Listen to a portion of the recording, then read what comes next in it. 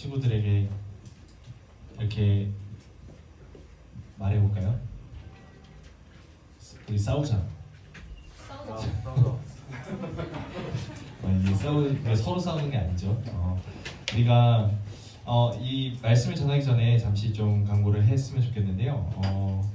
아까 말했던 것처럼 우리 12월 달에 굿 핸즈 프로젝트가 원래 노숙인 간식 나누기에서 사랑의 연탄 나누기로 좀 그 제목을 옮겼어요. 그 내용을. 그래서 아직도 연탄 혹시 알아요? 연탄 어떻게 생겼는지 알죠? 근데 연탄을 떼는 건 못 봤죠. 제대로 어떻게 떼고 어떻게 되고 뭐 이런 건 잘 모를 거예요. 근데 연탄이라는 게 너무 불편해요, 사실은. 가난한 사람들이 아직도 연탄을 떼고 있는데 그것을 이 연탄이 너무 번거로운 게 이 연탄을 항상 창고에 쟁여놔야 돼요. 600장 이상 쟁여놔야 한 집이 겨울을 날 수 있다고 합니다. 그래서 이것을 우리가 기부를 하고요. 연탄을 기부하는 거예요. 한 장에 960원이래요. 한 1,000원 정도 되죠. 그게 한 번 떼면 한 6시간에서 8시간 간다고 하는데 그렇게 안 갈 때도 있고요. 너무 추울 때는. 그래서 이것을 계속 갈아줘야 돼요. 연탄불이 꺼지면은 또 바닥에 완전히 냉기가 돌아요. 그래서 계속해서 떼줘야 되고 600장 정도 한 집이 그 겨울 한겨울을 날 수 있다고 합니다. 그래서 960원 되는 한 장에 960원 되는 이 연탄을 우리가 최대한 모아서 우리가 학생들도 물심양면으로 헌금도 하고 하면서 이 이웃을 돕는 일에 같이 동참을 해서 12월 23일에 초등부랑 같이 연합을 해서 할 거예요. 이번에는 초등부와 함께 연합해서 초등부 아이들도 돕고요. 학생들도 같이 돕고요. 선배들인 여러분들도 같이 해서 같이 그것을 나르는 거예요. 창고에다 싣는 것까지 우리가 하는 겁니다. 기부도 하고 싣는 것까지 해서 그 할머님 할아버지 만나서 인사도 드리고 그분들 격려하는 그런 차원에서 우리가 이웃을 돕는 일에 같이 동참했으면 좋겠어요. 여러분들 용돈 얼마 안 되는 건 알고 있지만 그래도 조금이라도 우리가 계속해서 같이 나누고 우리가 그만큼 얻은 것, 우리가 풍족하게 풍요롭게 살 수 있는 것이 하나님의 은혜라는 것을 기억하면서 우리가 함께 흘려보내는 일에 동참했으면 좋겠습니다. 이것은 아이들도 같이 하는 거예요. 초등부 아이들도. 우리 중고등부 선배들이 조금 더 본이 되었으면 좋겠어요. 그런 마음으로 우리가 같이 모으고 12월 23일 예수님 탄생하시기 이틀 전이죠. 예수님 탄생하는 것을 축하하는 날 이틀 전에 우리가 같이 그것을 예수님의 사랑을 나누는 일을 잘 해봤으면 좋겠습니다. 그리고 두 번째로 지금 광고는 하지 않았지만 우리 2명 좀 일어났으면 좋겠어요. 우리 준호와 주연이 잠깐 일어나주세요. 네, 우리 두 사람 왜 일어났을까요? 아는 사람? 생일 아니거든요. 생일은 생일이다. 영적인 생일이죠. 우리 세례교인이 되고 입교 교인이 됐어요. 우리 함께 박수. 이제 여러분들은 의협탄 세강교회의 교인이에요. 무슨 말이냐면 모든 투표권이 있어요. 교회의 모든 의결권을 가지고 있는 한 사람의 어엿한 어떻게 보면 교회로서는 성인 취급을 해주는 겁니다. 여러분들이 고3이 되면은 투표권이 있잖아요. 생일이 지나면은 마치 그거와 마찬가지로 사회에서 참여할 수 있는 그 권한이 다 주어지는 것처럼 교회에서는 지금 여러분 세례를 받고 입교받은 친구들이 이제는 그 교회에서의 모든 권한을 부여를 받습니다. 그리고 이제는 그만큼의 책임을 갖고 살아야 돼요. 여러분들 예배 빠지지 마시고 계속해서 내가 하나님의 자녀임을 기억하면서 더 힘써서 신앙생활을 하기를 부탁드립니다. 준호와 주연이 그런 차원에서 다시 한번 격려하는 박수를 우리 보내주십시오. 뜨거운 박수. 네, 우리 제목 다시 한번 읽어보겠습니다. 시작. 싸우라 취하라. 네, 우리가 지난주에 이어서 계속해서 디모데 전서 6장의 말씀을 읽고 있죠. 계속해서 다루고 있죠. 디모데 전서 말씀을 통해서 하나님의 사람, 너 하나님의 사람아, 오직 너 하나님의 사람아. 이 하나님의 사람이란 어떤 사람인지, 어떤 삶을 사는 존재인지를 우리가 알아봤어요. 지난주의 내용을 잠시 복습하겠습니다. 벌써 새로운 피조물이 됐죠 우리는. 그래서 다 잊은 친구들도 있을 것이고 가물가물한 친구들이 있을 거예요. 디모데전서는 사도 바울이라는 위대한 예수님의 제자가 아들처럼 사랑하고 아끼는 제자 누구죠? 디모데에게 쓴 편지라고 제가 말씀드렸어요. 그런데 이 편지는 그냥 편지가 아니라 선배 목사님이 후배 목사님에게 보내는 목회 편지였어요. 목사로서 한 교회를 담당하고 있는 담임하고 있는 담임 목사로서 이렇게 해야 한다 라고 선배가 후배에게 목사로서 권면하는 내용이죠. 사도 바울은 디모데를 에베소 교회로 보냈어요. 그래서 그 교회를 혼란스럽게 만들고 어지럽히고 있는 그 이단들을 그 교훈을 잠재우고 다시금 예수 그리스도를 믿는 그 온전한 믿음 위에 굳게 설 수 있도록 도와달라라고 권면하고 있죠. 하지만 디모데라는 사람이 그 당시 아직 많이 젊은 사람이었거든요. 그리고 경험도 짧았기 때문에 이 산전수전 다 겪은 사도 바울에 비해서는 아주 부족한 점이 많이 있었어요.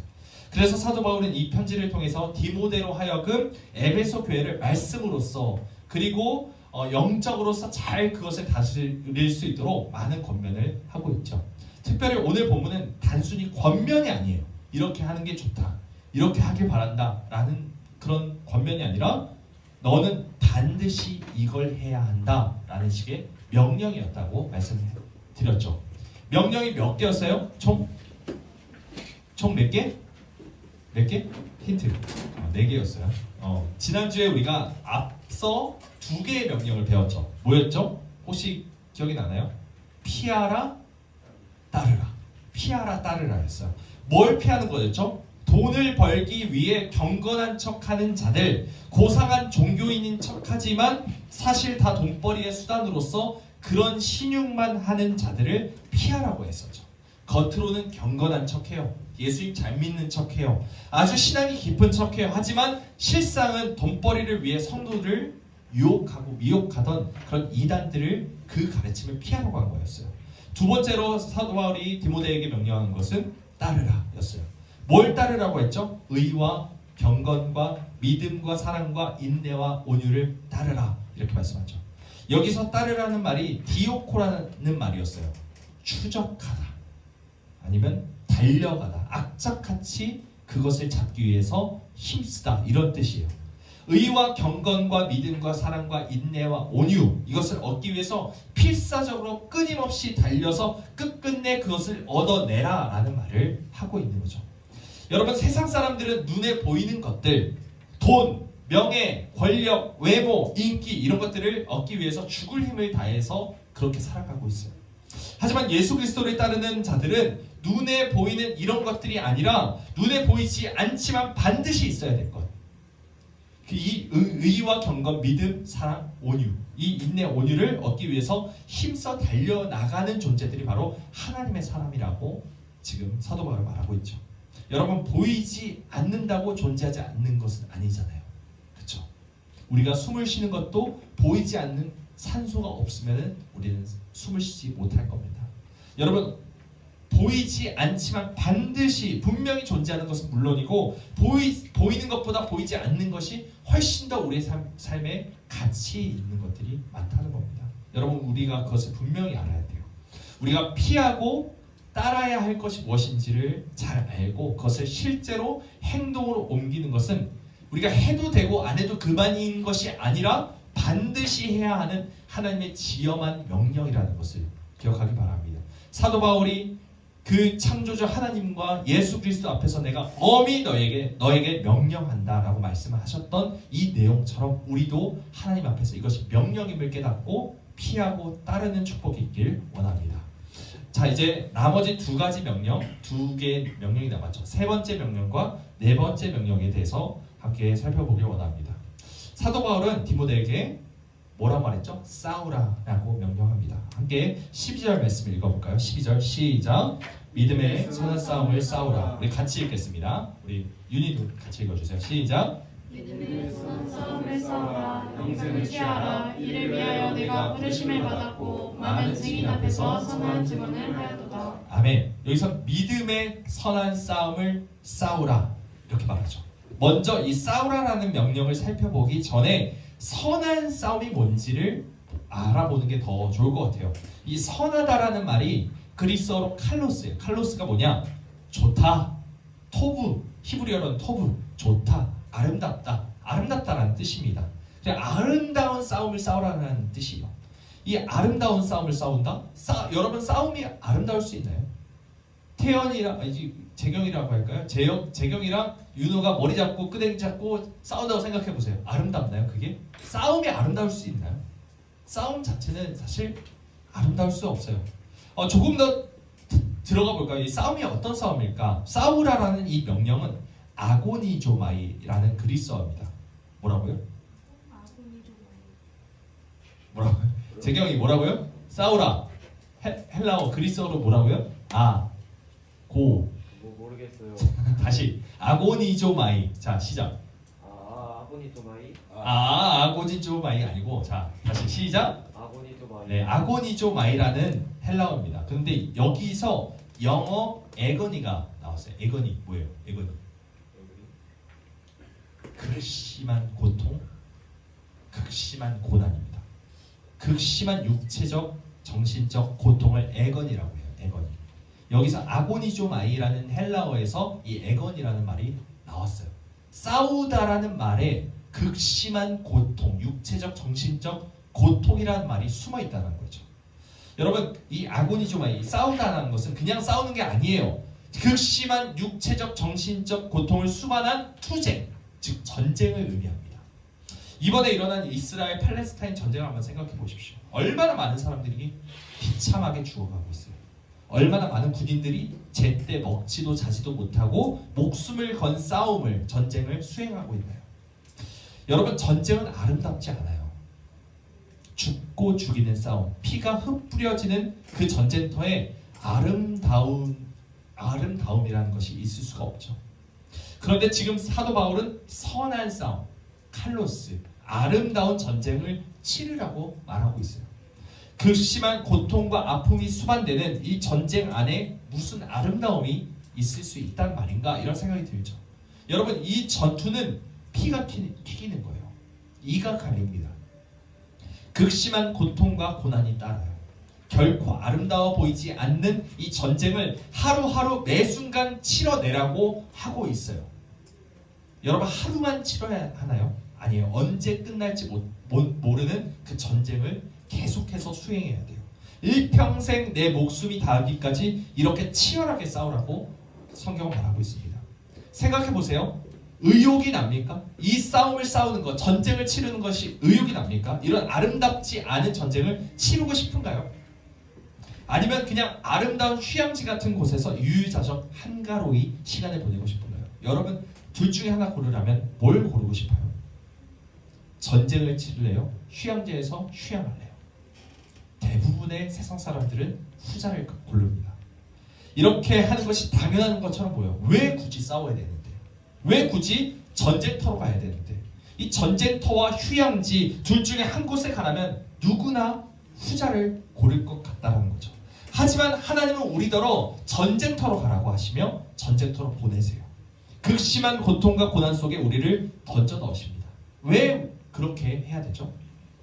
왜 그런 삶을 살아내야 할까요? 왜 전쟁 같은 삶을 우리가 살아야 할까요? 첫 번째, 예수님이 날 위해 그런 전쟁 같은 삶을 사셨기 때문입니다. 예수님이 이 땅에 오신 것만으로도 전쟁 같은 삶을 사신 거예요. 여러분, 생각해 보세요. 조금 극단적인 예시지만 제가 그림 하나를 준비했습니다. PPT 한번 띄워주시겠어요? 자, 우리나라에서, 한국에서 가장 비싼 집이 요겁니다. 한남더위. 유명해서 아시죠? 92평인데 지금 거래가가 얼마예요? 73억입니다. 여러분, 73억 벌려면 얼마나 일해야 될까요, 우리? 그런데 만약 이런 집에 살던 사람이 한순간에 그 다음 보여주세요. 요런 집에 산다고 생각해 보세요. 이 지방의 한 아파트인데요. 매매가가 얼마냐면 400만 원입니다. 400만 원. 9평이에요. 9평에 400만 원. 여러분, 조금만 모으면 살 수 있습니다. 아파트 마련할 수 있습니다. 장만할 수 있습니다. 그런데 이 앞에 보였던 한남 더위를 살던 사람이 이런 집에서 산다고 생각해 보십시오. 극단적인 예시예요. 하지만 만약 여러분이 초호화 주택에 살다가 한순간에 다 쓰러져가는 집에 가게 된다면 엄청 심란할 거예요. 그런데 생각해보세요. 예수님이 어떤 분이시죠? 하나님이십니다. 하늘과 땅의 모든 권세를 가지신 분이시고 죄와 죽음이 없으며 슬픔과 고통이 없는 그 하나님 나라의 최고 통치자세요. 예수님은 날마다 기쁨과 환희와 그 샬롬을 가득 차 있어서 찬양이 흘러넘치는 아름답다라는 말로는 다 충분히 설명할 수 없는 그 하나님 나라의 주인이시라고요. 그런데 예수님은 하늘의 모든 영광을 다 버리시고 죄와 고통, 슬픔과 아픔이 넘실대고 있는 이 땅으로 오셨습니다. 하늘과 땅의 주인이신 하나님이 한순간에 천하디천한 사람이 되신 거예요. 한남 더일에서 매매가 400만 원 되는 아파트로 간 것보다 그것은 비교할 수 없을 만큼 엄청난 사건이라는 거예요. 엄청나게 낮아지신 거죠. 예수님은 태생부터 전쟁이었다는 거예요. 날 때부터 전쟁을 치르신 거예요. 후에 예수님은 메시아로서 사역을 시작하시죠. 그래서 눈코 뜰 새 없이 바쁜 일정을 소화하십니다. 기절하듯 주무시기도 했어요. 그렇게 피곤한 일상 속에서도 예수님은 새벽에 일찍 일어나서 하나님 앞에서 새벽 기도를 드리는 것을 잊지 않으셨어요. 빠지지 않으셨어요. 바리새인과 유대교 지도자들이 어떻게 하면 예수를 죽일까 그렇게 모의를 하고 작당 모의를 하였고 시시각각 예수님을 따라다니면서 갖가지 함정에 걸려 넘어지게 하려고 그렇게 시험했어요. 예수님은 그 흔한 보금자리조차 없었죠. 여우도 굴이 있고 공중에 나는 새도 둥지가 있어요. 하지만 나는 머리 둘 곳조차 없다라고 말씀하신 것이 예수님이었어요. 그런 떠돌이 인생을 사셨다고요. 그리고 결국 예수님은 유대인들에 의해서 십자가에 달려 죽으시는 것으로 생애를 마감하셨죠. 삶의 시작부터 죽음까지 예수님은 인간으로서의 삶은 내내 전쟁터 한복판에서 피 흘리는 그런 삶을 사셨다는 겁니다.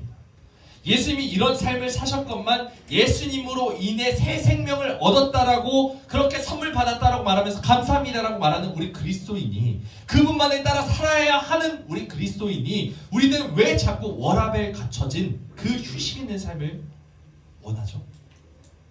왜 우리는 자꾸 나만의 시간, 나만의 공간, 나만의 휴식 시간을 그렇게 갈구하는 것이죠? 왜 우리는 포기하지 않죠? 예수님은 다 포기하셨건만 우리는 예수님을 믿는다, 예수님 따라 살아간다 하는 제자들이면서 왜 포기하지 않죠? 왜 우리는 자꾸 나만을 위해 살아가죠? 왜 나는 예수님을 닮으려 하지 않는가요? 전쟁과 같은 삶을 사신 예수님 따라서 이제 우리도 선한 싸움을 싸우는 그런 사람들 되시기를 원합니다. 또 한 가지, 왜 우리가 전쟁과 같은 삶을 살아야 할까요? 두 번째, 우리의 믿음이 성숙해야 하기 때문입니다. 영적으로 먹고 자고 노는 사람은 결국 멸망하기 마련입니다. 여러분, 이 세상은 침몰하는 배와 같아요. 죄로 인해서 죽음으로 빠져들어가고 있습니다. 지금. 여기서 살아남기 위해서는 어떻게든 구조선을 구해서 타야 됩니다. 혹시 물에 빠졌다면 물에 떠있는 부유물이라도 붙잡고 있어야 돼요. 그런데 부유물이라도 없으면 가라앉지 않기 위해서 어떻게든 허우적거리면서 헤엄을 치고 있어야 돼요. 여러분, 믿음을 지키기 위해서는 반드시 전쟁을 치르는 것과 같은 아픔과 엄청난 고통과 아픔을 겪기 마련입니다. 신앙생활은 그냥 저절로 가만히 아무 생각 없이 한다고 되는 것이 아니에요. 여러분, 한 해 두 해 그냥 나이 먹는다고 신앙이 자라는 거 아닙니다. 절대 아니에요. 우리의 믿음이 성숙해지기 위해서는 반드시 대가를 지불해야 돼요. 포기해야 되는 것이 있다고요. 공부를 해야 성적이 오르죠. 공부 안 해도 성적이 오르는 친구들 있는 것처럼 보이지만 나중에 생각해 보세요. 대학교 가고 나중에 사회생활하면은 그 사람들 망합니다. 그 사람 잘 되지 않아요. 열심히 노력한 자들이 결국 성공하는 것처럼, 먹는 것을 줄이고 운동을 해야 살이 빠지는 것처럼, 믿음이 성장하기 위해서는 반드시 믿음을 위한 전투를 해야 된다는 겁니다. 사람은 누구나 아플 때, 괴로울 때 성장해요. 여러분, 다니엘 기도회가 진행되고 있는데 강사님들의 그 삶을 보면 정말 눈물 없이 볼 수가 없어요. 근데 그분들의 그 표정을 보십시오. 천사와 같습니다. 그들의 신앙을 보십시오. 정말 어떻게 저렇게 살 수 있는가? 저는 비교조차 안 될 만큼 엄청난 그 내공을 가지고 있어요. 그 깊이가 있어요. 그 신앙이 그냥 됐을까요? 아닙니다. 우여곡절 끝에 그 고통과 극심한 아픔 가운데 눈물 흘리는 그 신앙, 예수님 앞에 나아가서 계속해서 처절히 전쟁을 치르는 그 신앙 때문에 그러한 신앙을 갖게 되고 그 믿음을 갖게 되었다는 것이죠. 여러분, 우리의 실력이 언제 자라죠? 생각 없이 놀 때 자라나요? 아니죠. 치열한 노력과 경제 끝에 자라는 것이죠. 우리의 내면의 성숙이 언제 이루어지죠? 가만히 멍 때리고 띵가띵가 놀 때 성숙해지나요? 그렇지 않습니다. 괴로움 가운데 몸부림칠 때 이루어진다고요. 하물며 우리의 믿음을 위해서는, 우리의 영적인 성숙을 위해서는 얼마나 더 할까요? 그것이 하나님은 우리가 나 자신의 성공과 야망을 위해서가 아니라 하나님의 뜻과 하나님의 나라를 위해 나 자신의 믿음의 성숙과 인격의 성숙을 위해 치열한 싸움을 싸우라고 명령하고 계십니다. 사도 바울은 에베소서에서 이렇게 말씀합니다. 에베소서 6장 12절 한번 찾아보겠습니다. 에베소서 6장 12절 말씀입니다. 다 같이 찾아볼까요? 이 성경.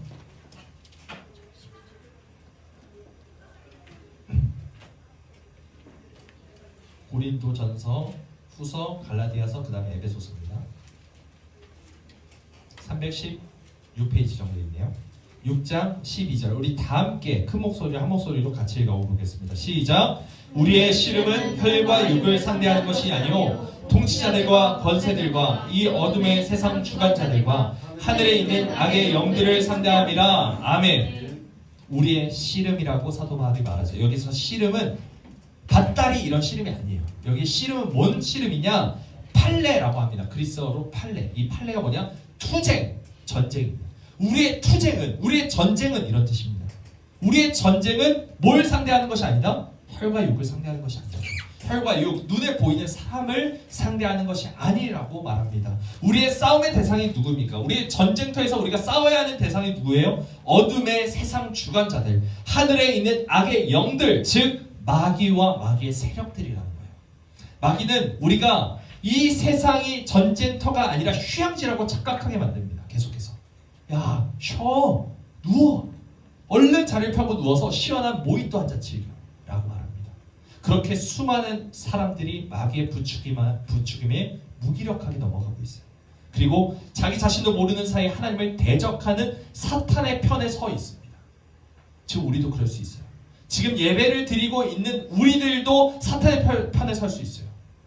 하나님을 영화롭게 하지 않는 자들은 다 사탄의 세력에 편입되어 있는 자들이라고 말할 수 있죠. 이것이 우리가 깨어서 싸워야 할 이유라는 겁니다. 우리의 전쟁은, 우리의 씨름은 이 사탄의 세력들을 깨부수는 거예요. 영적 세계는 눈 뜨고도 코 베이는 곳입니다. 알면서도 당하는 곳이에요.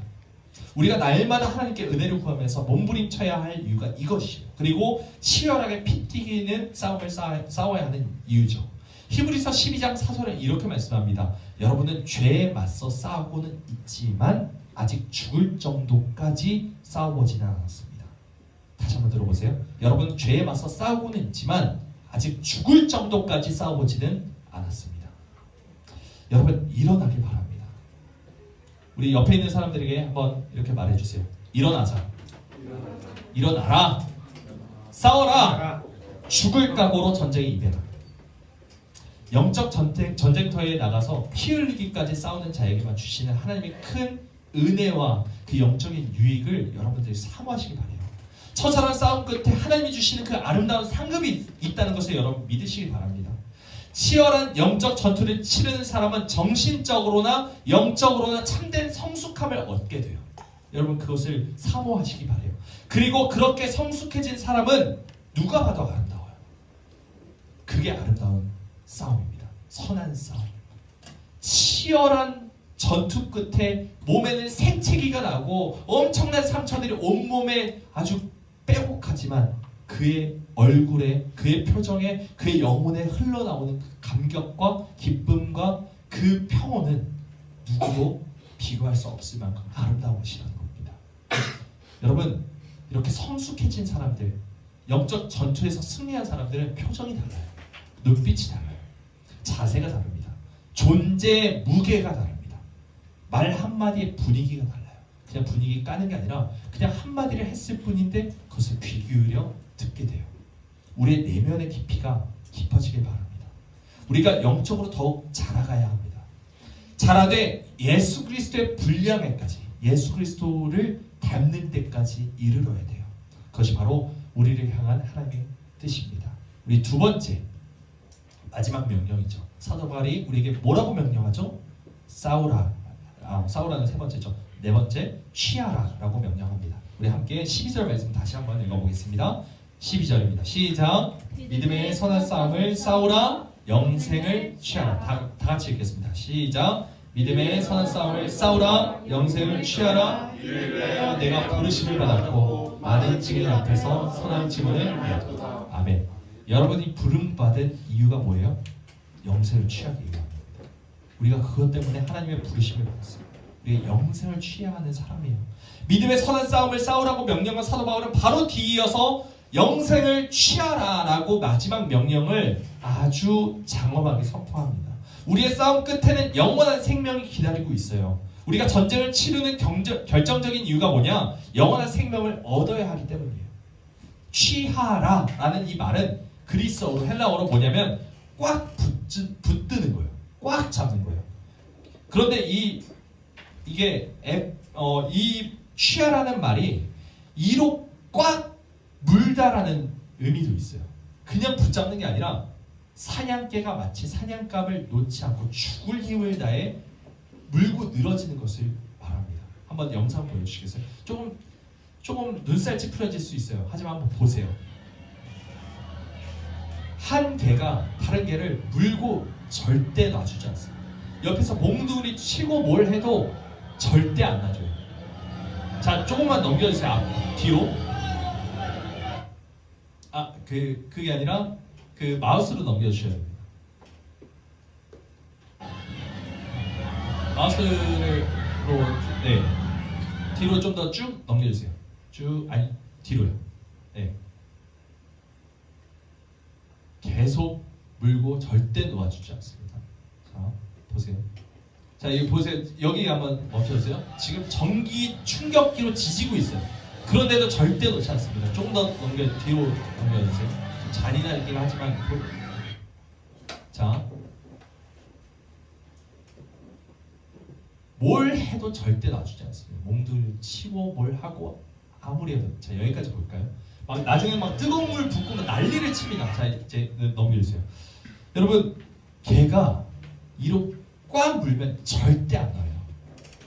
그래서 이게 개가 무섭다고 하는 것도 그거죠. 그런데 지금 이 취하라는 단어가 이 말이에요. 여러분, 영생을 취하라는 말은 아주 폭력적인 단어예요. 아주 과격한 단어입니다. 여러분, 우리가 오해하지 말아야 될 것이 하나 있어요. 그리스도인은 얌전해야 돼. 그리스도인은 욕심 부리지 말아야 돼. 그리스도인은 야만 갖지 말아야 돼. 라는 선입견입니다. 아니에요. 여러분, 그리스도인은 엄청난 야심가입니다. 야성이 있는 자들이에요. 무슨 야심이 있어요? 땅에 속한 자들이 하늘에 속하기 위한 야심을 갖고 있는 사람들이에요. 절대로 얻을 수 없을 것 같은 그 영생을 취하고자 그것을 야심을 갖고 있는 자들입니다. 자, 마태복음 11장 12절은 이렇게 말합니다. 세례 요한의 때로부터 지금까지 천국은 침노를 당하나니 침노하는 자는 빼앗느니라. 여러분, 여기서 침노를 당한다는 것은 침략당한다는 거예요. 천국은 침략하는 곳이고요. 우리가 침략해야 되는 곳이고 빼앗는 곳이라고 예수님이 말씀하시고 계세요. 엄청나게 거칠죠. 엄청나게 폭력적인 표현입니다. 엄청 과격해요. 여러분, 얌전히 아무 문제 안 일으키고 착하게 교회 다니는 것, 이것이 그리스도의 정체성이 아닙니다. 옆 사람과 싸우라는 말이 아니에요. 우리가 무엇과 투쟁해야 되는지, 무엇을 꽉 물고 안 놔줘야 되는지 우리가 꼭 기억해야 된다는 것이죠. 그 누구보다 눈빛을 빛내고 반드시 얻어야 하는 이 영생이라는 가치에 야생마와 같이 거친 포효를 하고 앞을 향해 뛰어나가야 된다는 거예요. 한 번 문 것은 죽어도 놓지 않는 이 사냥개 본능처럼 우리는 그렇게 영생을 꽉 잡고 물고 늘어져야 된다는 겁니다.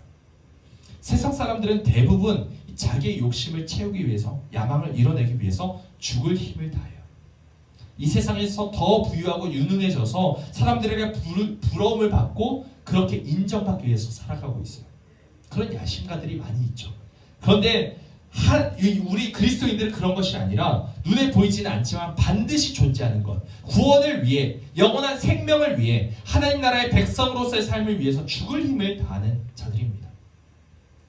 여러분, 그리스도인은 수동적이지 않아요. 오히려 엄청나게 능동적이죠. 그리스도인은 정적이지 않아요. 엄청나게 역동적입니다.